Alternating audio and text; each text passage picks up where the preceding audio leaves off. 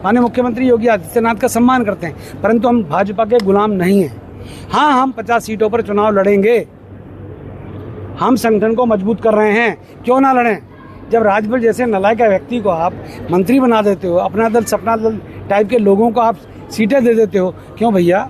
हमारे साथ ये बनिया ब्राह्मण 36 बरादरी खड़ी हैं, ये सौम्या मिश्रा खड़ी है, ये मोहित अग्रवाल खड़ा है, ये सारे के सारे और जातियों के लोग खड़े हैं, क्यों हम लोग चुनाव नहीं लड़ सकते क्या। उत्तर प्रदेश की राजनीति में 2027 के विधानसभा चुनावों से पहले सियासी पारा लगातार चढ़ता जा रहा है। एक तरफ मुख्यमंत्री योगी आदित्यनाथ की सरकार पर सवाल उठते हैं, तो वहीं दूसरी तरफ करणी सेना का एक ताजा बयान राजनीतिक माहौल को और ज्यादा गर्म कर रहा है।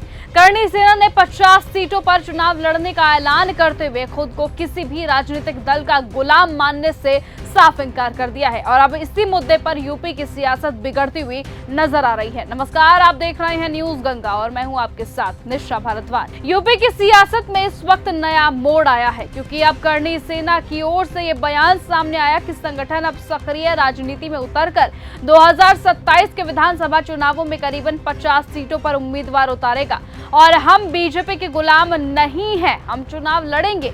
इस बयान के बाद तो राजनीतिक गलियारों में हलचल तेज हो गई है। करणी सेना का साफ तौर पर कहना है कि संगठन किसी भी दल के प्रभाव में नहीं है और वो अपने दम पर राजनीतिक पहचान बनाना चाहता है। अब इसी बीच संगठन की तरफ से कुछ नेताओं और सरकार की नीतियों को लेकर नाराजगी भी जताई गई है। आरोप है कि सत्ता में सहयोगी दलों और संगठनों को लेकर अलग अलग तरह का व्यवहार किया जाता है, जिससे असंतोष बढ़ा है। हालांकि राजनीतिक विश्लेषकों का यह मानना है कि इस तरह के ऐलान सीधे तौर पर 2027 यूपी के विधानसभा चुनावों की रणनीति को प्रभावित कर सकते हैं, खास तौर पर तब जब जातीय और क्षेत्रीय समीकरण पहले से ही बेहद संवेदनशील माने जा रहे हों। और अगर करणी सेना जैसे संगठन चुनावी मैदान में उतरते हैं तो इसका असर कई सीटों पर वोटों के बंटवारे के रूप में देखा जा सकता है, जिससे मुख्य मुकाबला और भी ज्यादा दिलचस्प होगा। फिलहाल ये पूरा मामला शुरुआती राजनीतिक बयानबाजी से आगे बढ़कर 2027 के चुनावी समीकरण को इशारा करता है।